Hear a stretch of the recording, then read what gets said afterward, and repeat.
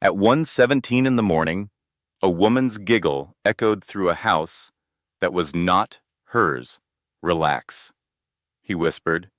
"She sleeps like the dead. She will not hear a thing." He was talking about his wife, the woman asleep upstairs, the woman who had cooked his dinner, washed his clothes, and carried his child without him knowing. But here is what he did not know. She was not asleep. Her eyes were wide open in the dark. Her phone was recording.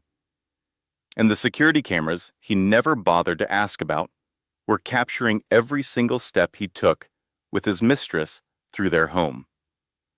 What she discovered next was worse than the affair, worse than the lies, worse than anything she could have imagined. Because this was not just a cheating husband. This was a man who had been drugging her sleep, stealing her money, and building an entire second life funded by her trust. His mother knew. His pastor helped plan it. And when she finally fought back, they tried to destroy her reputation, freeze her evidence, and erase her from a marriage she had given 8 years of her life to. But they made one fatal mistake. They underestimated a woman who had already decided she would never go back to sleep. This is the story of how Evelyn Carter lost almost everything and then made every single person who betrayed her pay the price. Please sit back and listen carefully, because this one will stay with you long after it ends. Lesson and value statement. Before we begin, here is why this story matters. This is not just entertainment. This is a reminder that your silence is not weakness, but the moment you mistake silence for permission, you have already lost. Every woman who has ever been told she is too emotional, too paranoid, or too tired to notice needs to hear what happens when one woman decides to trust her instincts over her husband's words. This story will teach you how to recognize the signs, protect yourself financially, and understand that the most powerful thing you can ever do in a broken situation is stay calm, stay strategic, and stay awake. If you are ready for this story, do me a small favor before we dive in. Hit that subscribe button right now so you do not miss what comes next. Drop a comment and tell me, would you have played that footage at the dinner table or waited for court? I read every single comment, and I love hearing how you would have handled it. Share this with someone who needs to hear it tonight. And if this story moves you the way I think it will, that like button is right there waiting for you. Now, let us begin. Relax. She sleeps like the dead. She will not hear a thing. A woman giggled softly somewhere in the darkness. A door clicked open, then closed with practiced precision. But upstairs in the master bedroom, Evelyn Carter was not asleep. Her eyes were wide open, staring at the ceiling, her phone tucked beneath the pillow, with the security app glowing silently against the sheets. Her heart hammered so loudly she was certain the entire house could hear it. She heard footsteps crossing the living room carpet. She heard whispered words too low to catch. She heard a second set of heels clicking gently against the hardwood floor she had picked out herself 3 years ago. Her husband, Marcus, was bringing another woman into their home at 1:17 in the morning, and he believed his wife was too deeply asleep to notice. He was wrong. What Evelyn did over the next 6 months would dismantle a family dynasty, expose secrets buried beneath generations of old money, and nearly destroy her in the process. But before any of that could happen, she first had to survive the night without making a single sound. Let me take you back to the beginning.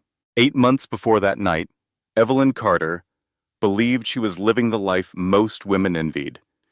She was 34 years old, a senior financial analyst at one of Charlotte's largest firms. Married to Marcus Carter, the vice president of operations at his family's luxury real estate development company. They lived in a stunning 6-bedroom colonial in the most affluent suburb outside Charlotte, North Carolina. The kind of house that made people slow down when they drove past it. Marcus had proposed, after 2 years of dating, down on one knee at a charity gala in front of 300 people. His mother, Diane, had dabbed her eyes with a silk handkerchief. His father had clapped him on the back. Pastor Raymond Wells, the family's spiritual advisor and Marcus's godfather, had blessed the engagement personally. Evelyn had cried that night. Happy tears, real ones. She had grown up watching her own father destroy her mother with infidelity, affair after affair, while her mother wilted into silence and eventually into a woman Evelyn barely recognized. Evelyn had sworn at 16 years old that she would never become her mother. She would never tolerate betrayal. She would never shrink. And for 7 years, she believed she had kept that promise.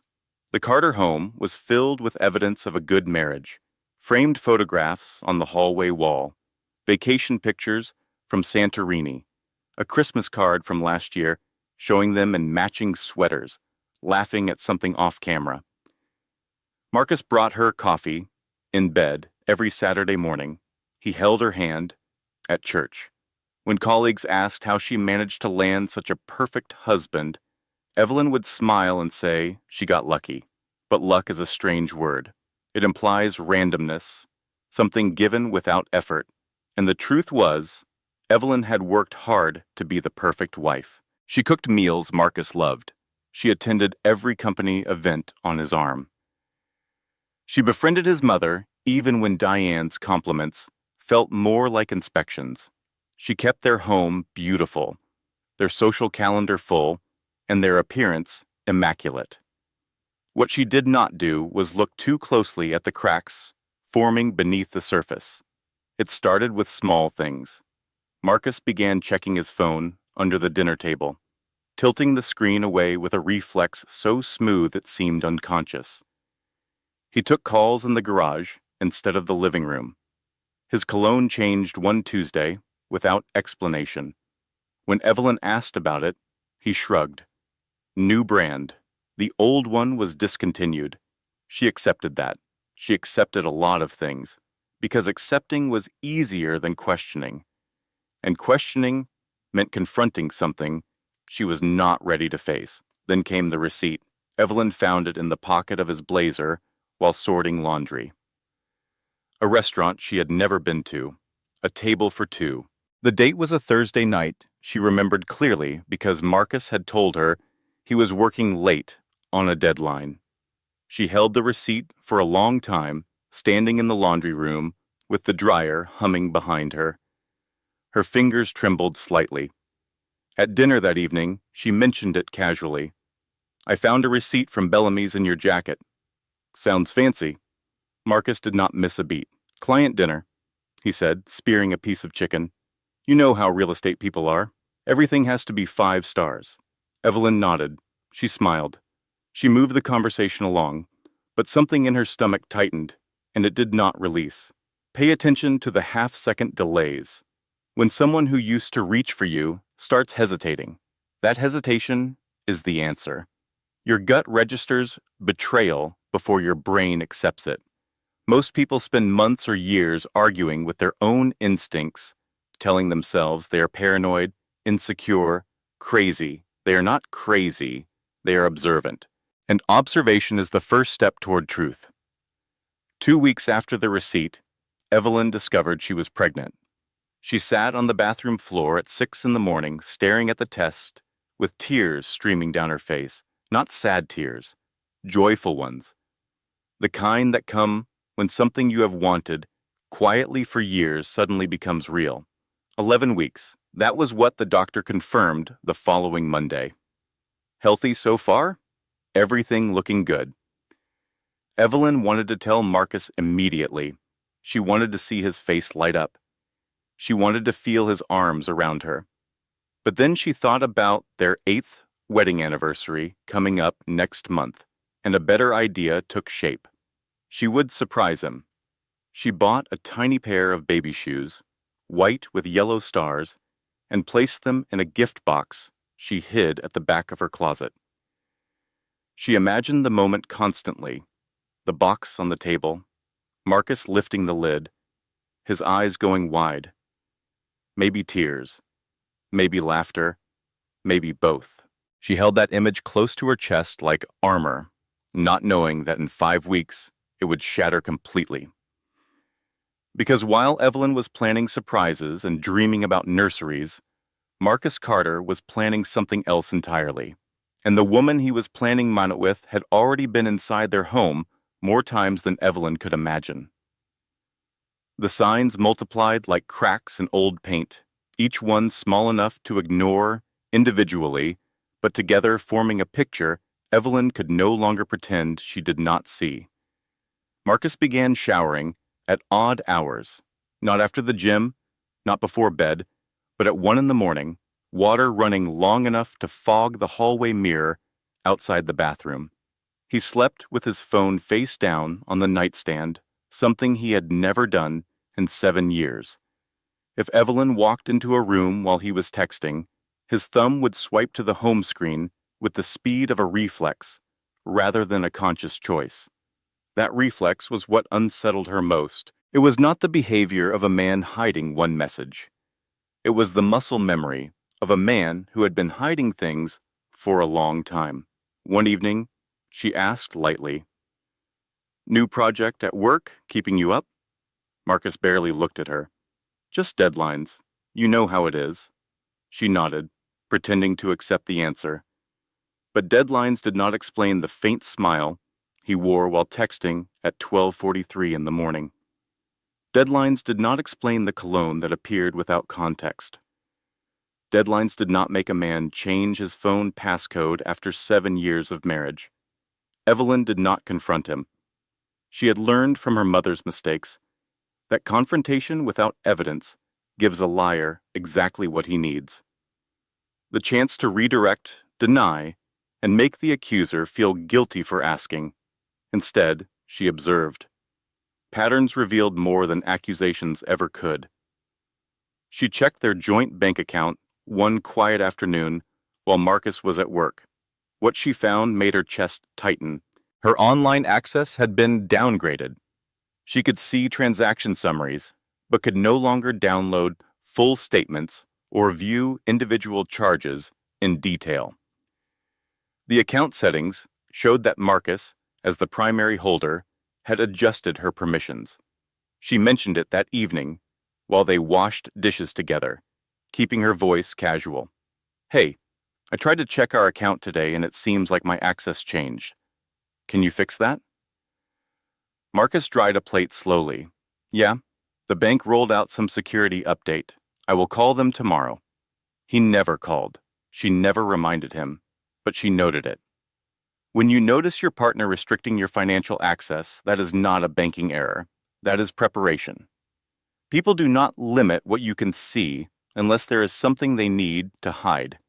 If it happens to you, do not argue about it. Do not tip them off. Screenshot what you can. Write down account numbers. Document every account you know about, because the day may come when knowing those numbers saves your future. The following Thursday, Evelyn woke at 2 a.m. to an empty bed. The sheets beside her were still warm. She lay still, listening. From downstairs, she heard Marcus's voice, low and intimate, carrying a warmth he had not used with her in months. I know. His voice floated up the stairway, like smoke. "Soon. I promise. Just be patient with me." Silence. Then a quiet laugh. "You know I would if I could. But not yet. Just trust me." Evelyn's pulse quickened. She crept to the top of the stairs and pressed herself against the wall. The living room light was off. Marcus was sitting on the couch in the dark, phone pressed to his ear, voice wrapped around someone like a blanket. She heard him coming. She moved back to the bedroom faster than she knew she could, sliding under the covers and controlling her breathing the way she had once learned in a meditation class. Slow, steady, rhythmic. Marcus slid back into bed 2 minutes later. He placed his phone face down on the nightstand and draped an arm over her. "Love you, babe." he murmured. Evelyn did not respond. She let him think she was asleep, but behind her closed eyes, a decision was forming. Not anger, not panic. Something quieter and more dangerous. Resolution. The next morning, she told Marcus casually over breakfast, "I heard there have been some break-ins in the neighborhood." The Hendersons down the street had their garage broken into last week. That was a lie. There had been no break-ins. But it sounded exactly like the kind of thing a worried wife would say. Marcus shrugged without looking up from his phone. "So, what do you want to do?" "I was thinking security cameras. Inside and outside, just to be safe." He waved his hand. "If it makes you feel safe, go ahead." Evelyn smiled softly. "It will." He never asked where she placed the cameras. He never reviewed the angles or checked the app. He trusted that she trusted him, and that assumption would become his greatest and most expensive mistake. Evelyn installed 4 cameras. One covered the front door and foyer. One covered the living room and hallway leading to the guest bedroom. One pointed at the driveway, angled to capture license plates. And one, the smallest, was tucked above the hallway outside the master bedroom, aimed at the corridor between their room and the guest room. She configured the system to record continuously to a cloud account protected by her own password, her own email, her own recovery questions. Marcus had no access. He did not even know the account existed. Then she waited. 3 nights passed without incident. Marcus came home at normal hours. He was attentive, almost sweet. He suggested they take a weekend trip soon. He brought home flowers on Wednesday. Evelyn accepted the flowers with a genuine smile and placed them in a vase on the kitchen counter. She thanked him. She kissed his cheek, and she waited. On Thursday night, everything changed. They went to bed at 10:30. Marcus read on his tablet for a while, then turned off the light. "Good night, babe," he said. Evelyn murmured a response and closed her eyes. But she did not sleep. She had been practicing this for 3 nights, controlling her breathing, keeping her body relaxed, while her mind stayed razor sharp. She lay perfectly still as the minutes ticked past midnight. At 12:45, Marcus shifted beside her. His breathing changed, subtle, but she caught it. He was awake, listening, testing whether she was really asleep. She kept her rhythm slow and heavy. After 2 full minutes, Marcus moved. He eased out of bed with the practiced silence of a man who had done this before. The bedroom door opened and closed with barely a whisper. Then came the sound she had been waiting for and dreading in equal measure. The soft metallic click of the front door unlocking from inside. Footsteps on the carpet. 2 sets, one confident, one hesitant. A woman's voice, nervous and intimate. "Are you sure about this?" Marcus replied with the casual certainty of a man who believed he was untouchable. "She takes melatonin every night. She is out cold. Trust me." Evelyn's fingers curled into the sheets so tightly her knuckles ached. She reached beneath the pillow and opened the security app. The notification icon blinked with motion alerts. She pressed play on the live feed and watched her husband walk another woman through their living room, past their wedding photographs, past the hallway where their Christmas stockings hung every December, and into the guest bedroom. The woman paused near a framed photo of Evelyn and Marcus at their 5th anniversary dinner. "Is this weird?" she whispered. Marcus placed his hand at the small of her back and guided her forward. "It is temporary," he said. Temporary. The word echoed inside Evelyn like a stone dropped into still water, ripples spreading outward, touching everything. She did not cry. She did not scream. She did not get up and confront them. She placed her free hand on her stomach, on the life growing inside her that Marcus did not yet know about. and she recorded everything, every whisper, every footstep, every damning timestamp glowing red in the corner of the screen. At 3:27 in the morning, the guest room door opened. Hushed giggles. The front door clicked shut. A car engine started in the driveway and pulled away. Marcus slid back into bed at 3:31. He smelled of soap, layered over unfamiliar perfume. He exhaled deeply, satisfied, and settled into the sheets. "Sleep well," he murmured to no one in particular. Evelyn lay beside him, eyes open in the dark, and thought about her mother. About the woman who had swallowed her husband's betrayal year after year until there was nothing left of her to recognize.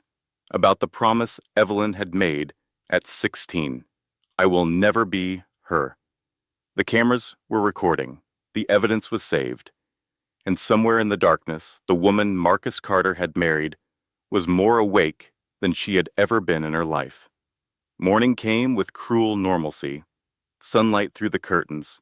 Coffee brewing. Marcus stretching beside her with a yawn. "You slept like a baby," he said, brushing a kiss against her forehead before heading to the shower. Evelyn lay still until she heard the water running. Then she reached for her phone and opened the security app. Multiple motion alerts from overnight. She already knew what they contained, but she needed to see it again with the clarity of daylight.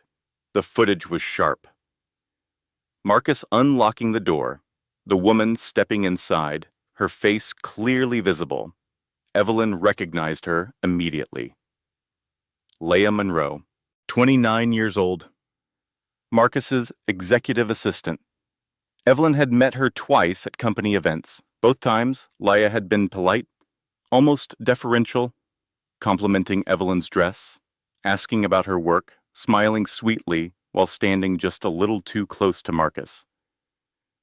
On the recording, Marcus placed his hand at the small of Leah's back with the ease of repetition. They walked past the framed wedding photos without a glance. Evelyn watched them disappear down the hallway toward the guest bedroom. She closed the app and exhaled slowly. When Marcus returned from the shower, towel draped around his shoulders, he found her sitting up in bed, scrolling through a news article, as if the world had not just shifted beneath her feet. "You are up early," he said. "Could not sleep much," she replied evenly. He did not notice the layered meaning. He never did. At breakfast, Marcus talked about work. "We might have to travel next month," he said, pouring coffee. "The Wilmington project needs attention." "With the team?"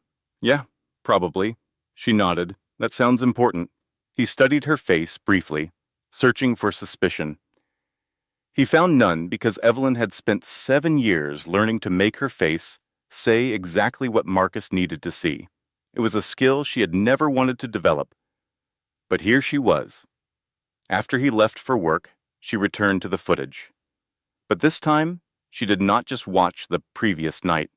She went back through the archived recordings from the past 4 weeks, scanning timestamps and motion alerts she had ignored because she had not yet had a reason to look. What she found made her sit down on the bathroom floor the same way she had sat there the morning she discovered she was pregnant, except this time there were no happy tears. She counted 5 separate nights when Leah had entered the house, 5 times in 1 month. The pattern was consistent. Always between 1 and 2 in the morning. Always on nights when Marcus claimed to be exhausted from work. But the recording that broke something inside her was not from the nighttime visits. It was from the previous Sunday morning. The morning Evelyn had left early for church, while Marcus claimed he was feeling under the weather and needed to rest. The driveway camera caught a car pulling in at 9:42 in the morning. A woman stepped out, Leah Monroe. She walked to the front door and opened it with a key. A key. Leah Monroe had a key to Evelyn's home. Inside, the living room camera captured what happened next. Leah moved through the house not like a guest, not like a secret, but like someone who belonged there. She walked into the kitchen, opened cabinets she clearly knew the contents of, and made herself coffee. Then she disappeared from the kitchen camera's range. When she reappeared 12 minutes later, she was wearing Evelyn's robe, the blue silk one with embroidered sleeves that Nadia had given her for her birthday last year. Leia sat at Evelyn's kitchen table in Evelyn's robe, drinking from Evelyn's favorite mug, scrolling through her phone as casually as if she lived there. Marcus came downstairs in sweatpants, kissed the top of her head, and poured himself coffee. They sat together in Evelyn's kitchen on a Sunday morning while Evelyn praised God in a church pew 3 miles away. Evelyn made it to the bathroom before she vomited. On her knees on the cold tile, she sobbed. Not the delicate kind of crying that happens in stories. Ugly, guttural sobs that tore from her chest and left her gasping. She clutched her stomach, suddenly terrified that the stress was too much, that her body would punish her for what her husband had done. She stayed on that floor for 20 minutes. When she finally stood, she caught her reflection in the mirror. Swollen eyes, blotchy skin, hair tangled from sleep. She stared at herself and thought, "This is what he reduced you to." Then she thought, "No. This is where you start," she called Nadia. Her best friend answered on the second ring, immediately alarmed by the sound of Evelyn's breathing. What happened? Evelyn could barely form the words. "He has been bringing her into my house while I sleep. She has a key, Nadia. She was wearing my robe." Silence on the other end. Then Nadia's voice, low and furious. "I am coming over right now, and I am bringing wine." "Wait, can you drink?" "Never mind. I am bringing rage and a baseball bat." Through her tears, Evelyn almost laughed. "Please do not bring a bat." "Fine, but I am Googling legal ways to ruin a man on the way over." Nadia arrived in 40 minutes. She watched the footage on Evelyn's phone without speaking. Her face cycled through shock, disgust, and a cold fury that Evelyn had only seen once before, during Nadia's own divorce 3 years ago. When the clip ended, Nadia set the phone down and looked at Evelyn. "You need Owen Beckett, best divorce attorney in Charlotte. He took my ex apart like flat-pack furniture." Evelyn wiped her eyes. "Is he expensive?" Nadia's expression softened. "Girl, he costs about what Marcus spent on hotel rooms last month. Consider it a reinvestment." Owen Beckett's office was on the 14th floor of a glass building in uptown Charlotte. The waiting room smelled like leather and coffee. The receptionist spoke in the kind of low, respectful tone reserved for hospitals and law offices, where people came to end chapters of their lives.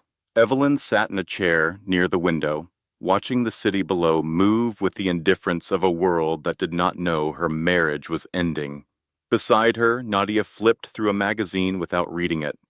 When Owen appeared, Evelyn was struck by how unremarkable he looked. Mid-40s, reading glasses, a calm face that suggested he had heard every terrible story a marriage could produce and had stopped being shocked years ago. But his eyes were sharp, and when he shook her hand, his grip was steady in a way that felt like an anchor. In his office, Evelyn placed her phone on the desk and played the footage without preamble. She had rehearsed this moment in her head and decided she would not cry. She would present the facts and let the evidence speak. Owen watched silently. When it ended, he leaned back in his chair and studied her face. "You documented this yourself?" "I installed the cameras 2 weeks ago," Evelyn said. "The recordings are stored in a cloud account only I have access to." Owen nodded slowly. "This is strong evidence of the affair, but I need to be direct with you about something, and I need you to hear it clearly." Evelyn straightened. "Go ahead. The house you live in, do you own it?" Evelyn's stomach tightened. "It belongs to the Carter Family Trust. Marcus's parents established the trust before we got married. My name was never added. The cars? Leased through his company. Your joint bank accounts? He is the primary holder. He recently restricted my access. Owen removed his glasses and set them on the desk. North Carolina is an equitable distribution state.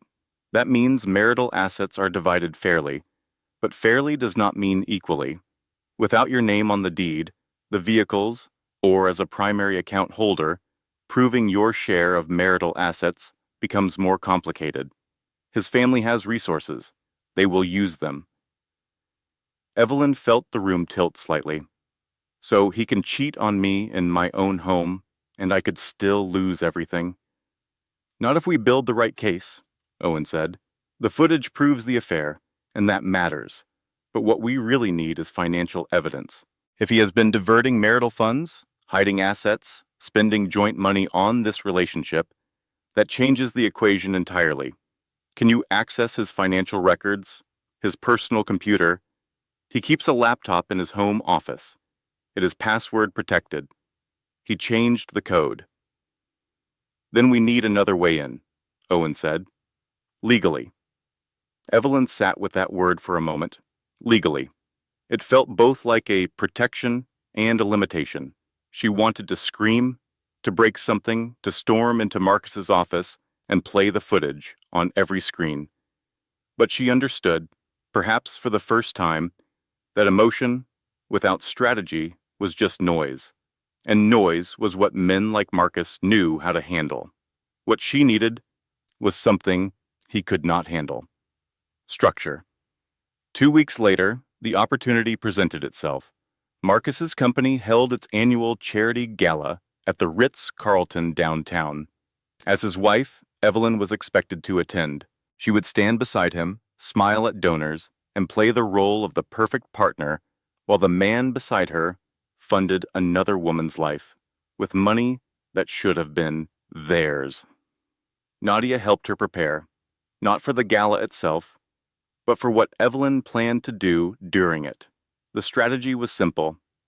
During the cocktail hour, when Marcus was circulating and his phone was unattended, Evelyn would use a backup application to clone his device.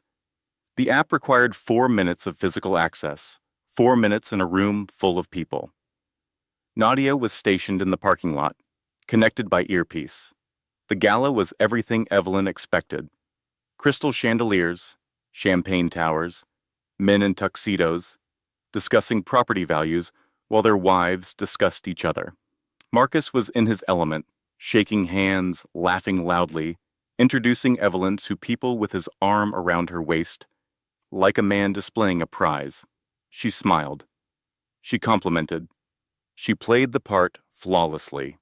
And then she saw Leia. Leia Monroe stood near the bar in a black dress that was expensive enough to make Evelyn wonder who paid for it. She looked polished, professional, and completely at ease in a room full of people whose homes she had been sneaking into. Their eyes met. Leia smiled sweetly. Evelyn smiled back. The air between them could have cut glass. Nadia's voice crackled through the tiny earpiece. You are doing amazing. You look exactly like a woman who is not about to commit a felony. Very convincing. Evelyn suppressed a smile and kept moving. The moment came at 8:47. Marcus set his phone on the bar while he stepped away to greet a city councilman. Evelyn moved casually, picking up the phone as if checking the time, and initiated the backup. The progress bar appeared. 4 minutes. She stood at the bar making small talk with Marcus's boss's wife, a pleasant woman who talked extensively about her Labrador's dietary restrictions. Evelyn nodded and smiled while the progress bar crawled forward in her peripheral vision. 90%, 95, 100, done. She placed the phone back on the bar exactly where Marcus had left it. When he returned, he picked it up without a glance. That night, sitting in her car in the parking garage, while Nadia drove her own car alongside, Evelyn transferred the clone data to Owen Beckett. For the first time in weeks, she felt something other than despair. She felt power. She went to sleep that night almost peaceful, believing the worst was behind her. She had the footage. She had the financial data. She had a plan and a lawyer. She was wrong. 3 days after the gala, Owen called. His voice carried a gravity that made Evelyn stop in the middle of her kitchen and sit down. Evelyn, Marcus's mother knows you hired me. The heir left the room. How? Diane Carter has connections at every law firm in Charlotte. I do not know who told her, but she called my office this morning. She left a message. Owen paused. I am going to read it to you, exactly as she said it. If your client pursues this matter, the Carter family will ensure she leaves this marriage with nothing. Not the house, not alimony, and certainly not custody. Evelyn's hand went to her stomach. Custody? I have not even told anyone I am pregnant. Owen's voice softened. You are pregnant? 11 weeks. A long pause settled between them. Then Owen spoke carefully. This changes the timeline, Evelyn, and it raises the stakes significantly. Diane Carter is not bluffing. She has the resources and the connections to make this very difficult for you. The judge who handles family cases in this district golfs with Marcus's father every Thursday. Evelyn closed her eyes. What do I do? We continue, but we need to be smarter and faster. That evening, Marcus came home different. Not angry, something worse, controlled. He sat across from Evelyn at the dinner table and watched her eat in a silence that felt like a held breath. Then he spoke, voice calm and flat. I heard something interesting today. Someone mentioned they saw you leaving Owen Beckett's office. Evelyn's fork stopped halfway to her mouth. Marcus leaned forward. His eyes were steady and cold in a way she had never seen before. If you are thinking about doing something stupid, Evelyn, let me save you the trouble. This house, the cars, the accounts, the life you enjoy, none of it has your name on it. You came into this marriage with a suitcase and a student loan. Do not forget that. He stood, took his plate to the sink, and paused at the doorway. His voice dropped one register lower. And if you try to embarrass me publicly, I will make sure you regret it. He walked upstairs without another word. Evelyn sat alone at the table for a very long time. Her hands trembled against the wood grain. For the first time, she saw Marcus clearly, not as a cheating husband, but as someone who genuinely believed he owned her. The house was his. The money was his. The social standing, the family name, the future she had invested 8 years building, all his. She was an accessory, an ornament in a life that had his name engraved on every surface. She called Nadia at midnight, voice cracking. He knows. His mother knows. They are going to take everything. I cannot even prove I contributed to this marriage because everything is in his name. Nadia's voice was fierce. Then we find what they are hiding. Rich people always hide something bigger than an affair. We already cloned his phone. Owen has the data. Then let Owen do what Owen does, Nadia said. And you do what you do. You survive. The days that followed felt like walking through water. Evelyn went to work. She came home. She cooked dinner. She sat across from Marcus and smiled when he spoke, because smiling was safer than silence, and silence was safer than truth. Meanwhile, Owen and his team combed through the cloned phone data. What they found expanded the crisis far beyond adultery. Marcus had been funneling company money into a private limited liability company registered under a name Evelyn had never heard. The LLC had purchased a 2-bedroom condominium in downtown Charlotte. The property was registered under Leah Monroe's name. Owen called with the numbers. $1.4 million over 2 years, diverted from his company's operating accounts into the shell company, then used to purchase the condo, a luxury vehicle registered to Leah, and a catalog of expenses that had nothing to do with business. Evelyn sat in Owen's office, staring at the spreadsheet. This is not just cheating, she said. No, Owen replied. This is embezzlement. If his father and the board of directors find out, Marcus faces criminal charges. Evelyn looked at the numbers again. She thought about the house she did not own, the accounts she could not access, the threats Diane had made. Then she thought about Sunday dinner. I have an idea, she said. Evelyn spent the next week preparing with the precision of a woman who understood that she would only get one chance. She invited Marcus's parents for Sunday dinner, along with Pastor Raymond Wells, the Carter family's spiritual advisor, and Marcus's godfather. Marcus seemed pleased by the invitation. You're in a good mood, he said when she told him. Family is important, she replied. I think we need more of it. He kissed her forehead. That is why I married you. The irony nearly choked her. Sunday arrived with polished sunlight streaming through the windows. Evelyn moved through the kitchen with calm efficiency. She prepared Marcus's favorite dishes and set the table with careful symmetry. Fresh flowers in the center, the good china, candles that smelled like vanilla and bergamot. When his parents arrived, laughter filled the house. Diane hugged Evelyn with the warmth of a woman who had already made phone calls to ensure this marriage ended on her terms. Marcus's father shook her hand with the grip of a man who still believed his son was the man he had raised. Pastor Raymond blessed the meal and spoke about the importance of family bonds. Marcus was relaxed, almost smug in his comfort. He poured wine and told stories from work. He touched Evelyn's shoulder as he passed her chair. He performed the role of devoted husband. With the same ease, he performed everything else. After dessert was cleared, Evelyn rose from her chair. Before everyone leaves, she said softly, I want to share something about our marriage. The room went quiet. Marcus's smile wavered. What do you mean? He asked. Evelyn did not answer him directly. She walked to the television, connected her phone, and pressed play. The screen lit up with time-stamped footage. 1:17 in the morning. The front door unlocking from inside. A woman stepping into the foyers, her face clearly visible. Marcus's hand at the small of her back.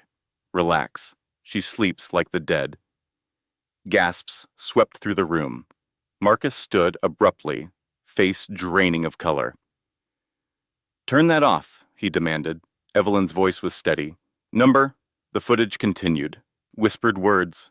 The walk past wedding photos. Leia pausing near a framed image of Evelyn and Marcus on their honeymoon. Is this weird? Leia whispered on the recording. It is temporary, Marcus replied. Diane's hand covered her mouth. Marcus's father braced himself against the table. Pastor Raymond lowered his gaze. Evelyn paused the footage. She placed printed documents on the table. These are bank records showing $1.4 million diverted from the Carter Company into a shell LLC, a condominium purchased under his mistress's name. Hotel charges, restaurant bills, luxury purchases, all funded with money that should have been part of our marital assets. Marcus's father stared at the papers. His face aged 10 years and 30 seconds. Mark, he said, voice dangerously quiet, tell me this is not real. Marcus's mouth opened, closed, opened again. It is not what it looks like. Evelyn's gaze never left him. It is exactly what it looks like. For one shining, unbearable moment, Evelyn had won. The truth was on the table. The evidence was undeniable. Marcus's parents saw their son for what he was. Pastor Raymond sat in silence. Brrr. The moral authority of the room collapsing around him. Then Diane Carter did something Evelyn did not expect. She did not gasp. She did not cry. She straightened her spine, looked directly at Evelyn, and said in a voice as controlled as a closing argument, "This is a family matter. We will handle it privately." She stood, smoothed her skirt, and addressed the room. Dinner is over. We will discuss this at home. She looked at Evelyn with eyes that carried not shame, but warning. I hope you know what you have started. They left within 10 minutes. Marcus trailed behind them, shooting Evelyn a look that mixed fury with something she had never seen in his eyes before: fear. Evelyn stood alone in the dining room, surrounded by dirty dishes and the lingering scent of candle wax. She exhaled. Her hands finally trembled, but she believed the hardest part was over. She had exposed the truth. The evidence was out. The family knew. She was wrong again. Because Diane Carter did not go home to grieve. She went home to strategize. And the counterattack that followed would nearly break Evelyn completely. The first blow landed on a Tuesday. A courier arrived at Owen Beckett's office with a thick envelope bearing the letterhead of Morrison, Hale, and Kincaid, the most aggressive family law firm in North Carolina. Inside was a counterpetition filed by Marcus Carter. Owen read it twice, then called Evelyn. His voice was tight. They are arguing that the phone data was obtained through unauthorized access to a private device. They want every piece of evidence from the clone declared inadmissible. Evelyn gripped the phone. Can they do that? They are certainly trying. It is aggressive, but it is not baseless. North Carolina has specific statutes about electronic surveillance.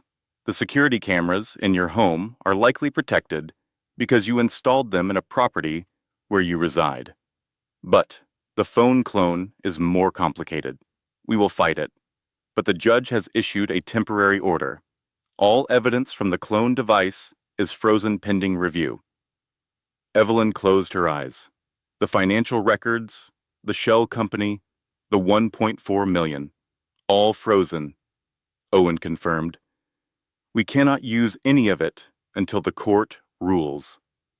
The second blow came 4 days later, and it was the one that brought Evelyn to her knees.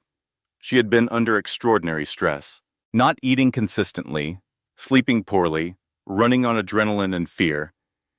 She had her 13-week prenatal appointment scheduled for a Thursday afternoon. She drove to the clinic alone because she had not told anyone about the pregnancy except her doctor. The nurse took her vitals. Everything seemed routine. The doctor arrived with a portable ultrasound machine and the warm, practiced smile of someone who delivered good news dozens of times a day. She placed the device on Evelyn's stomach.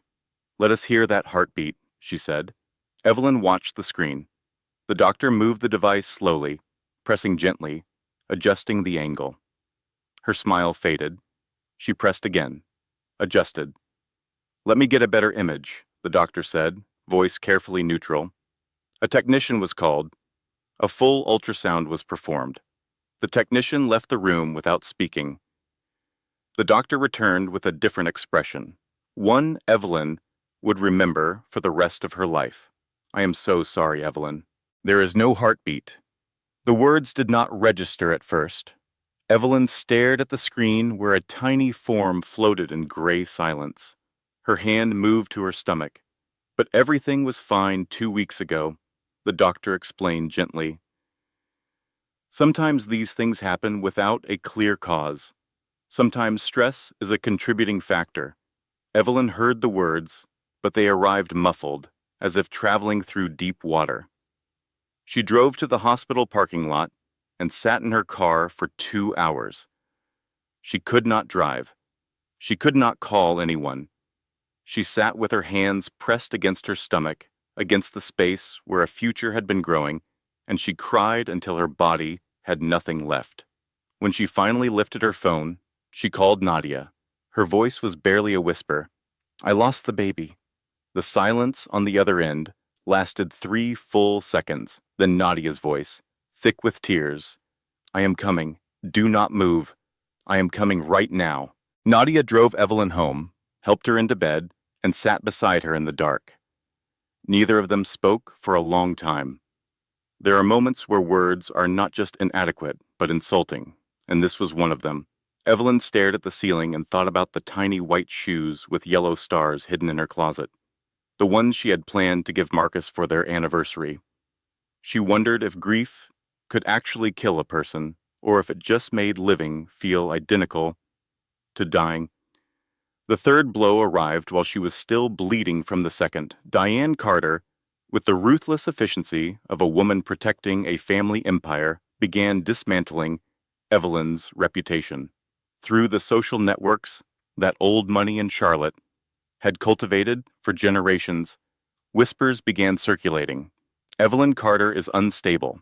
She fabricated evidence against her husband. She is having a breakdown. Marcus is devastated by her behavior. Diane lunched with the wives of executives at Evelyn's company. She spoke to members of their church congregation. She called mutual friends with a voice dripping with manufactured concern. We are just so worried about her. She has not been herself. The effects were swift. Evelyn arrived at work the following Monday and felt the temperature change. Her boss, who had always been cordial, spoke to her with the clipped efficiency of someone managing a liability. A project she had been leading was reassigned without explanation.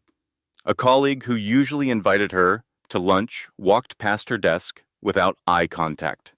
She overheard whispers in the break room that stopped the moment she appeared. I heard she went crazy and tried to frame him. Evelyn stood in the hallway outside her office and felt the world closing in from every direction. Her evidence was frozen. Her baby was gone. Her reputation was being shredded by a woman who drank tea from porcelain cups and destroyed lives between charity board meetings. That night, alone in the house that did not belong to her, Evelyn sat on the kitchen floor and considered giving up. Not in a dramatic way, in the quiet, exhausted way that people give up when fighting starts to feel more punishing than losing. She called Owen. Her voice was flat. Maybe I should just take whatever they offer and leave. Owen was quiet for a moment. Then he spoke. You can do that. It is absolutely your right, and no one would blame you. But I want you to think about something first. Evelyn waited. If you walk away now, he wins. Not just the house or the money. He wins the story. He gets to tell everyone that you were the unstable one, that you made things up, that he was the victim. Is that the truth? No, Evelyn whispered. Then we find another way. There is a moment in every person's life when they realize that the people and systems they trusted to protect them have been compromised. It is a terrifying moment, but it is also a liberating one, because once you stop expecting rescue, you start building your own ladder. Evelyn was sitting in Nadia's apartment, wrapped in a blanket, staring at nothing. She had been there for 3 days. The house felt contaminated, not by Laya's presence, but by Marcus's certainty that Evelyn would never fight hard enough to matter. Nadia set a cup of tea on the coffee table and sat down across from her. I need to say something, and you need to hear it. Evelyn looked up. Stop trying to beat him at his game, Nadia said. You are fighting in his arena, money, lawyers, connections, social standing. That is his world. What is yours? Evelyn thought for a long time. Truth, she said, finally. Nadia nodded. Then use it. But not in court where his family has the judge's phone number. Use it where they cannot control it. The idea took shape slowly, like a photograph developing in solution. Evelyn did not need her frozen evidence to win. She needed to make the evidence find its own way to the surface through channels Marcus and Diane could not influence. The first move was surgical. Evelyn contacted the Human Resources Department at Marcus's company through an anonymous tip line. She did not mention the phone data or the shell company. She simply asked a question. Has anyone reviewed the operating expense reports from the last 24 months? There appeared to be discrepancies. That was all it took. A question, not an accusation. Companies with proper governance are required to investigate financial irregularities when flagged. The tip triggered an internal audit. The second move required something Evelyn never expected to do. She contacted Leah Monroe. Not through Marcus, not through lawyers. Evelyn found Leia's personal email through the company directory and sent a simple message. I am not writing to fight with you. I am writing because there is something you need to know. Can we meet? Leia agreed, probably out of fear as much as curiosity. They met at a coffee shop on the south side of Charlotte, far from anyone who might recognize them. Evelyn arrived first and chose a booth in the back. When Leia walked in, she looked nothing like the confident woman from the gala. She looked exhausted, frightened, and younger than her 29 years. Evelyn spoke first. I am not here to yell at you. I am not here to call you names. I am here because Marcus lied to both of us, and one of those lies is about to land on your doorstep much harder than mine. Leia's eyes narrowed. What are you talking about? The condominium registered in your name downtown. How did Marcus say he paid for it? Leia hesitated. He said it came from his family trust. Personal money. Evelyn shook her head slowly. It came from his company's operating accounts. $1.4 million diverted over 2 years through a shell company. The property is in your name, Leia. When the audit finds those transfers, and it will, you are the one whose name is on the deed. Not his. You will be the one investigated for receiving stolen funds. Leia's face went white. She set her coffee down with shaking hands. He told me it was his money. He told me a lot of things too, Evelyn replied. That is what he does. Silence stretched between them. Two women sitting across from each other in a booth. Connected by the same lie, separated by the same man. Leia's voice was small. What do I do? Evelyn leaned back. That is your decision. But I would suggest talking to a lawyer before Marcus's family decides to make you the scapegoat.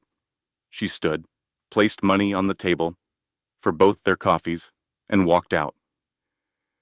Later, sitting in her car, she texted Nadia. I just had coffee with my husband's mistress. Nadia's reply was instant. Did you poison it? No, something better. I told her the truth. Nadia wrote back. That is poison to people like them. Evelyn had planted seeds. Now she needed them to grow. 2 weeks later, 3 things happened in rapid succession that shifted the entire landscape of the battle. First, the company's internal audit uncovered the financial discrepancies. Marcus was called into a meeting with the board of directors. He emerged looking like a man who had seen his own ghost. The auditors had traced the shell company. They had found the transfers. They were asking questions Marcus could not answer without incriminating himself.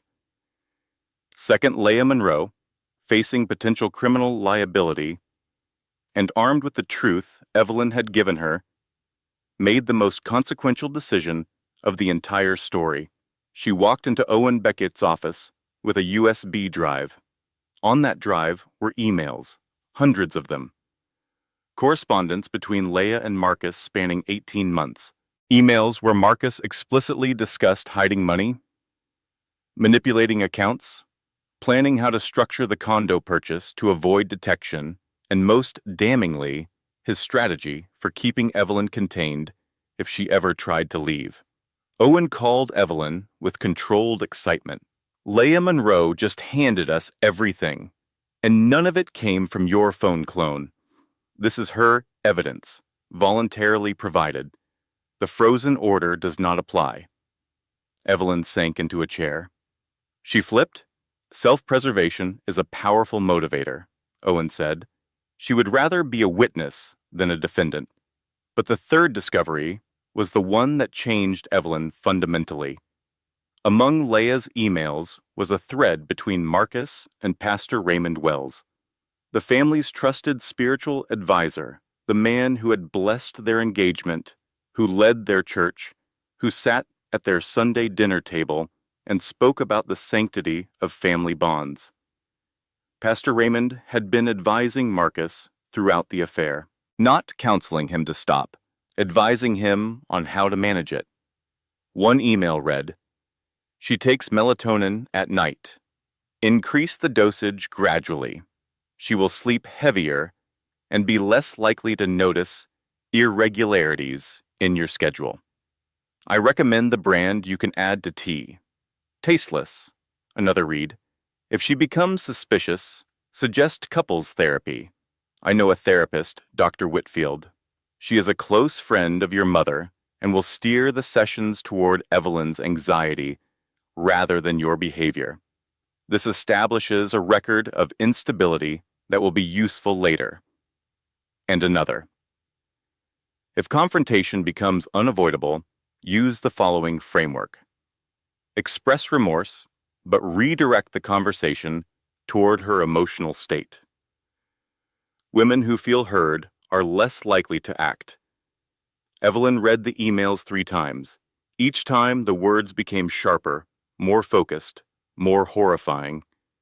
The melatonin, the heavy sleeping. Marcus saying she takes melatonin every night.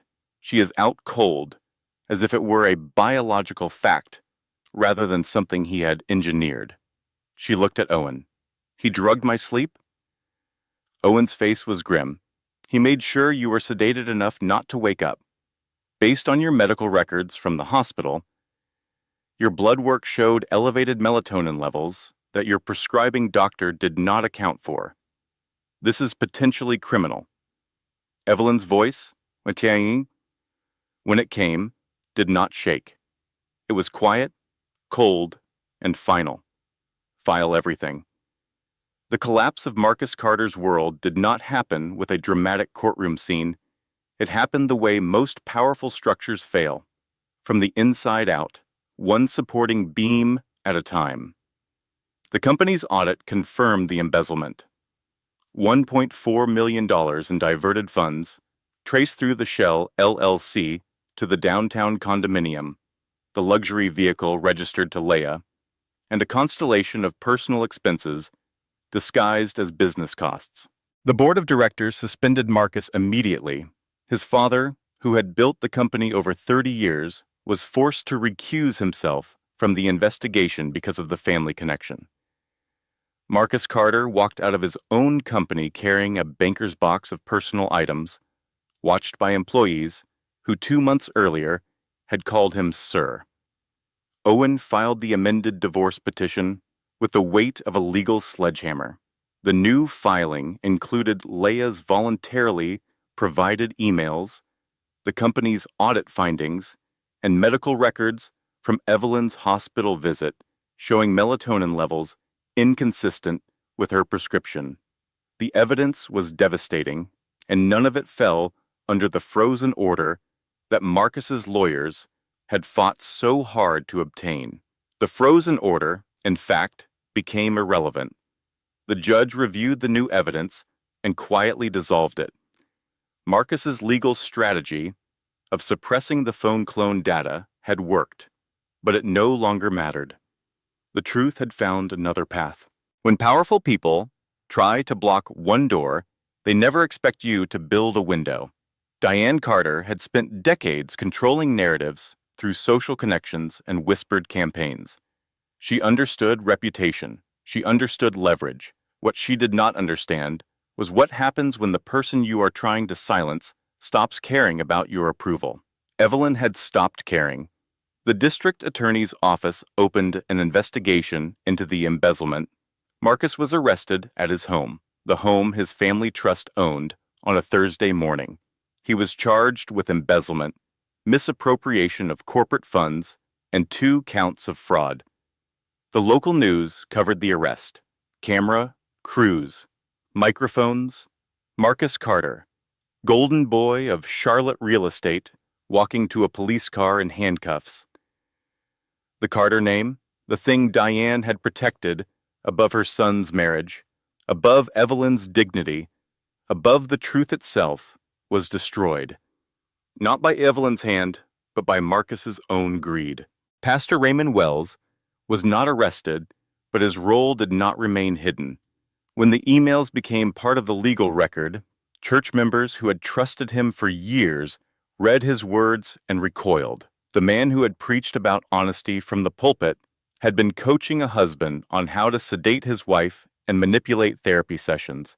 His congregation's trust evaporated like water on hot pavement. He resigned within the month. Diane Carter made one final attempt. She called Owen Beckett's office and requested a meeting. Owen consulted Evelyn, who agreed, and they met in a conference room that smelled like printer ink and dying ambitions. Diane arrived alone. Her composure was intact, but thinner than usual, like expensive fabric worn too many times. She slid a folder across the table. Inside was the settlement offer. The house transferred to Evelyn's name. $800,000 in cash, full alimony for 10 years, medical expenses covered, and a confidentiality agreement. "Take this and move on quietly," Diane said. Her voice was polished, practiced. "It is more than fair." Evelyn looked at the numbers. It was more money than she had ever imagined holding. It was safety, security, a clean break. She could start over. She could leave Charlotte and never look back. She looked at Owen. He gave her a small nod. From a legal standpoint, it was a strong offer. Then she looked at the last page, the confidentiality clause. "This says I can never speak about what happened." Diane's expression did not change. "That is standard in settlements of this nature." Evelyn thought about every woman Marcus might charm next, every wife who might be told she was too tired to notice, too anxious to trust her own instincts, every woman a Diane Carter might manage into silence, every woman a Pastor Raymond might help sedate into compliance. She closed the folder. "No." Diane blinked. "I beg your pardon?" "I will take the house and the financial settlement," Evelyn said, "but not the silence. Remove the confidentiality agreement, or there is no deal." Diane stared at her. For the first time since Evelyn had known her, the matriarch's composure cracked. Not dramatically, just a hairline fracture in the porcelain, a tightening around her eyes that revealed the woman beneath the performance. "You do not know what you are asking for," Diane said. "Yes, I do," Evelyn replied. "I am asking for the right to tell the truth. Your son already took enough from me. He does not get my voice too." The silence in that conference room lasted 11 seconds. Evelyn counted them. Then Diane picked up the folder, stood, and left without another word. 3 days later, Owen received a revised settlement offer. Identical terms. No confidentiality clause. Evelyn signed it the same afternoon. When she put the pen down, Owen studied her across the desk. "Can I ask you something personal?" Evelyn nodded. "When did you know you would refuse the silence clause?" Evelyn thought about it. "When I read the emails about the melatonin," she said. "He did not just cheat on me, he made sure I could not wake up to catch him. Silence is what they were counting on the entire time. I will not give them more of it." Owen held her gaze for a moment longer than professional courtesy required. Then he nodded. "You are one of the strongest people I have ever represented," he said.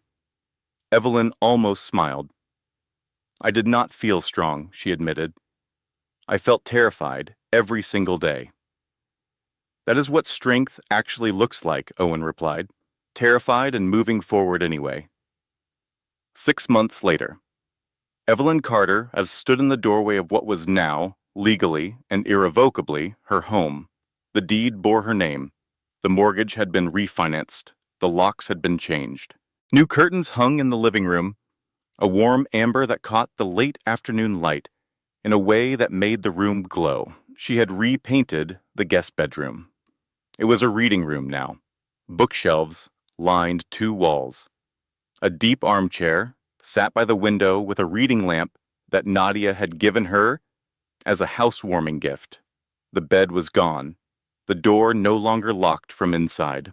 The room that Marcus had used to betray her had been transformed into a space that served only one purpose: her peace. The rest of the house had changed in small ways that added up to something large. She had replaced the dining table, not because the old one was damaged, but because she wanted to eat meals on a surface that held no memory of exposure or tears. The new table was round, no head of the table, no hierarchy, just space. She had donated Marcus's remaining belongings to a thrift store on the south side of town. His watches, his jackets, his shoes, she did not keep souvenirs from a war she had won.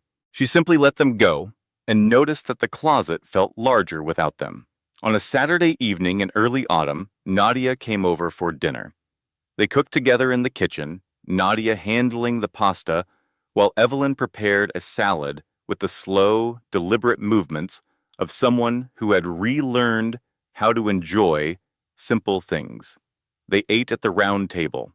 Nadia poured wine. The conversation drifted easily between work, a new show Nadia was watching, and the minor dramas of Nadia's own dating life. He sent me a message that just said, "Hey period," Nadia said, holding up her phone. "Hey period," not even an exclamation mark. This man has the enthusiasm of a tax document, Evelyn laughed. A real laugh, full and unguarded. The kind she had not heard from herself in almost a year.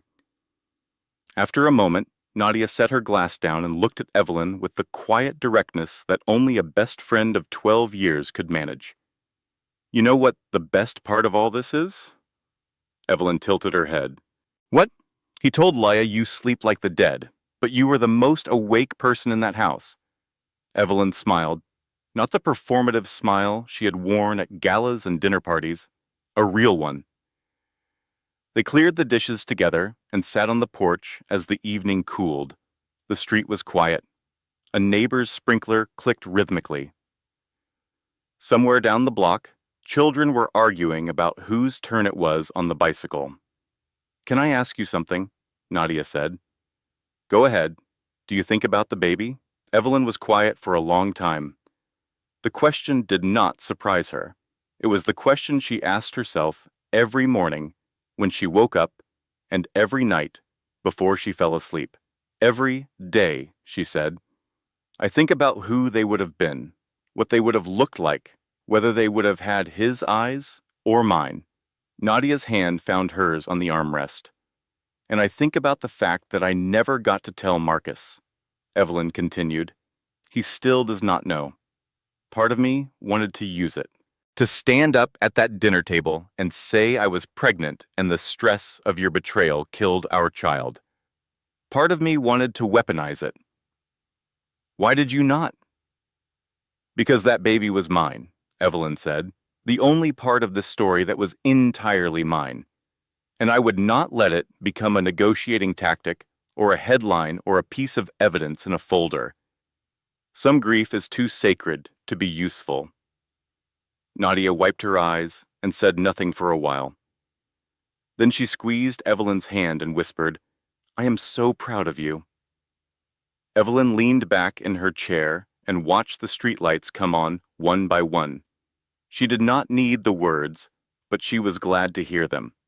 The following week, she received a call from Owen Beckett. The final paperwork was complete. The house transfer was recorded. The settlement funds had been deposited. The case was officially closed. Owen's voice was warm and professional in equal measure. "Everything is done," he said. Then he said, carefully, as if testing the water, Evelyn replied. Owen laughed softly. "That is an accurate metaphor." There was a pause, then he said, carefully, as if testing the weight of each word, "I know this is forward, and please tell me if it is inappropriate. But I was wondering if you would like to get coffee sometime. Just coffee. No legal documents." Evelyn paused. She thought about trust, about how it had been used against her, turned into a weapon, exploited as a vulnerability. She thought about the melatonin in her tea and the pastor who helped plan it. She thought about Marcus whispering, "Love you, babe," to a woman he was actively betraying. And then she thought about Owen, the way he had been honest with her from the first meeting, the way he had told her the hard truths without cruelty, the way he had asked, "Are you sure?" without ever implying she was weak for having doubts. The way he treated her like a capable adult rather than a victim to be managed. She was not ready for anything complicated. She might not be ready for months, but coffee was not complicated. Coffee was just two people sitting across from each other and choosing to be present. I would like that, she said. That night, Evelyn went through her usual routine. She washed the dishes. She watered the plant on the windowsill. She turned off the lights downstairs one by one. At the foot of the stairs, she paused and looked at the security camera still mounted in the hallway. Its small red light blinked steadily, a tiny heartbeat of technology that had saved her life. She walked over and turned it off. She stood there for a moment in the quiet house. Then she reached up and turned it back on. Her phone buzzed. Nadia. Old habits, Evelyn typed back. Trust but verify. She climbed the stairs and got into bed. The mattress was new. The sheets were new. The room smelled like lavender instead of the cologne of a man who had tried to erase her while she slept. She pulled the covers up and stared at the ceiling, the same ceiling she had stared at the night she heard the giggle, the night she heard the footsteps, the night Marcus had whispered, "Relax. She sleeps like the dead," and believed it completely. That ceiling looked different now, not because it had changed, but because she had. There is a kind of waking up that has nothing to do with morning.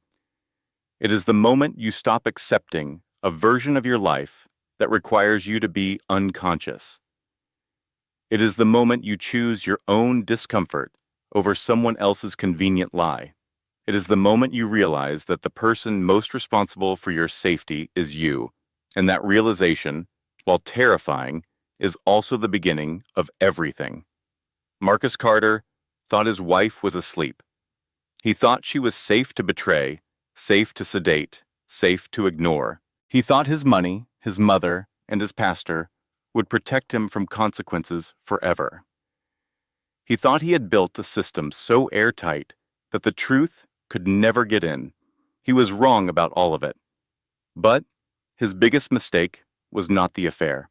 It was not the money. It was not the lies. His biggest mistake was believing that a woman who chose silence was a woman who lacked a voice. Because Evelyn did not just wake up that night at 1:17 in the morning. She woke up for good. She rebuilt her life, not with revenge, but with evidence, patience, and the stubborn refusal to let anyone else define her story. And the cameras she had installed in her own home, the ones Marcus never bothered to ask about, the ones that captured every footstep, every whispered lie, every arrogant assumption. Those cameras did not just record his betrayal. They recorded her awakening. Evelyn closed her eyes and slept, deeply, peacefully. Not because she was medicated, not because she was naive, not because someone had told her it was safe, because, for the first time in years, the only person in her house was someone she trusted completely, herself, and she never went back to sleep again. Closing disclaimer. This content was carefully researched, developed, and manually edited by our team to deliver meaningful storytelling with real-life lessons. Every detail was crafted with purpose, to entertain, to inform, and to remind you that your voice and your instincts are worth protecting. Thank you for trusting us with your time.